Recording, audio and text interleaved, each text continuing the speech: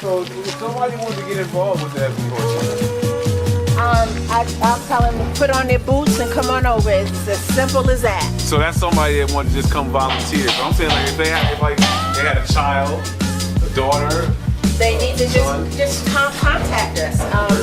Call our telephone number, 860-293-2914. Come by. We're here 7 days a week.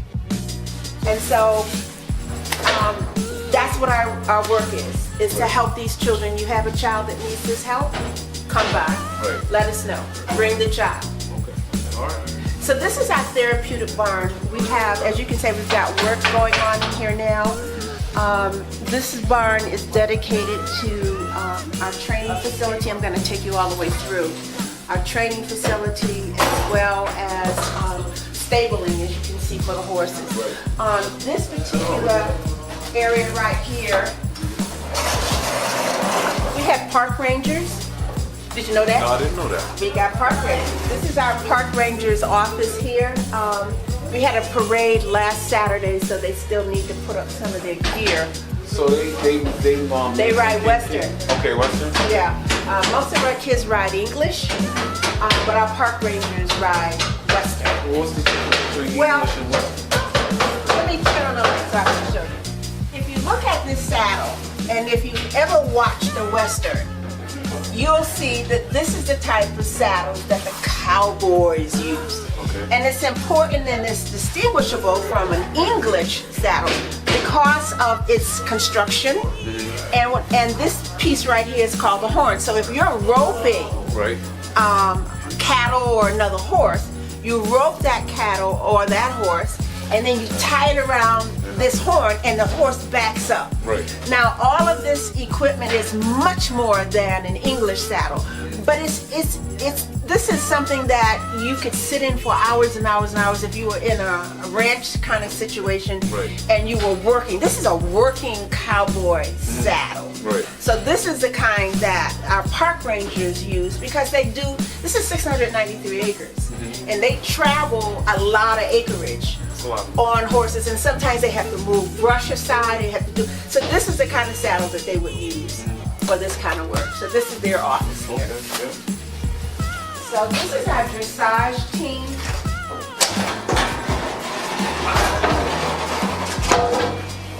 Our dressage team.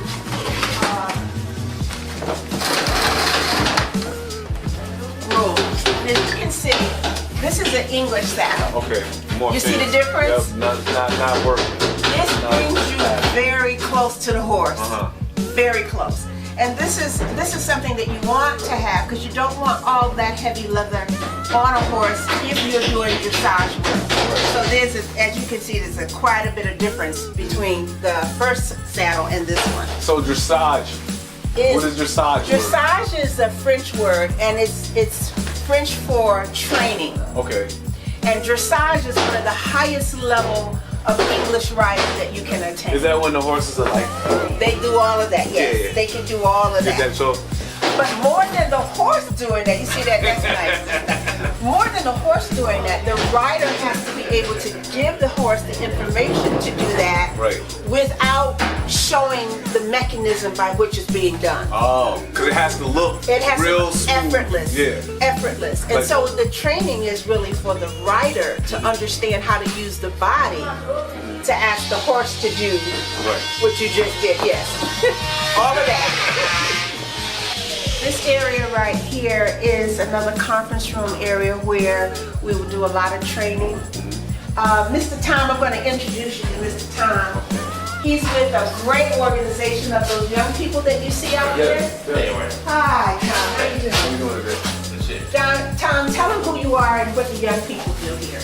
I work for Our Piece of the Pie, which is a nonprofit in Hartford, and our group is called Youth Service Corps, whose mission is to go out to the community and help people that need help. You know, we help like a lot of homeowners do like, snow shoveling in the winter, and leaf pickup, or any nonprofits or anything. We just did we remodeled a playground on Bellevue Street. We built swing sets, and picnic tables and all kinds of things. So we do basically anything we do to help out the community. And with the model being teaching the young men and women job readiness training and learning how to interact with people and give back to the community and realize how important that is. It's very important. And right now, these young folks are building cabinets to go into our break room. Okay. So, and they're doing a beautiful job. Yeah, I saw that. Yeah. It's learning, and this is a good job too. It's practical for them in the fact that someday they might have their own house or something like that. Use that skill. Yeah, use that skill. And, don't be like me where I have to bring somebody in to do every little thing that needs to get done in my house. So I need to use service quarters. There you go. Yeah, it's fun. I really enjoy working with the kids.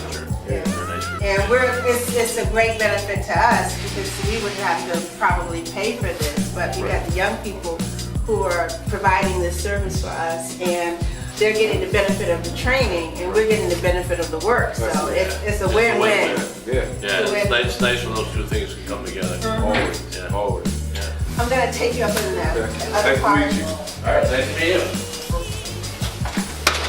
Okay, this area is actually the office of our LCSWs. Okay, yeah. This is her office. She needs to be close to the training center piece of it. So this is Renee's office, and so we've still got some work to do in here, and we're gonna get it done slowly but surely. But it's a work in progress to kind of get some. Did the LCSW have to know how to ride? Oh, she's a certified rider as well. First, or in tandem? Well, she's been riding since she was a young woman, a young girl. She went to school, UConn, and got her MSW, and then went to get her LCSW. But all the time, then she before that, she was a past certified riding instructor. Okay. So this is like the perfect career path. It's a perfect career path for her. But it's like it's opening up something totally different. Like I'm telling you, I'm a social worker. I didn't know that was a thing. So it's like a very interesting. It is such a thing. Right. I mean, if you could see how a horse changes the demeanor of a very angry young man. See, if you look at particularly African American boys, one of the things that I have problems with women is that they don't know when to recede with an African American male. Up to a certain point, there's things that we can do, but after our age, there's some things we can't do that men have to come in and do. Right. All right. So if there's no man in the picture, you put a big horse in that picture, and that horse will teach that boy respect. Respect. I mean, and you have to see it in progress. Now, it's not something that happens overnight, but that horse will absolutely teach that boy, calm your butt down, slow your roll. Because I'm not the one. Right. Slow your roll, and then we can get along together. If you handle you, I will handle me. We will have a partnership. We will work well together. Right. And the park rangers that we have are African American and Latino boys who went through that process. Right. Who came with this, this macho, this idea of what a man is, Right. and they took that horse to teach him, no son, that's not a man. Right. Brutality is not being a man. Right. You and I need to come to terms. We need to understand each other. If you got me, I got you. And they have had to learn that. Right. But they did. So in these situations when there's no man in the picture, that horse will teach that boy how to be a man. I mean, with no language. Right. Because a horse can't talk. Of course. Well, No language. But except that Mr. horse, Ed. Mr. Ed. well, is a Mr. great Ed, talker. let's say so. But that horse will teach that boy what manhood is. Right. Right. Because you think about it, if you take this big 1,100 pound, 1,300 pound horse out in open territory, open spaces, no ring, no fence around him. Right. This guy's got to know that this horse will listen to him. This horse needs to know that you're gonna take care of me. There's dirt bikes coming by, there's people acting stupid out there. They got to have each other's back. Right. It can't be you rule over me. Ain't no rule. We're working this thing out together. Right.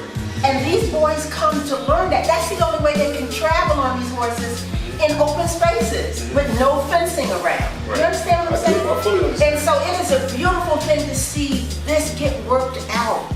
And their whole concept of being a man is changed. Right. It's changed. It's not about how loud you are, how boisterous, how aggressive you are.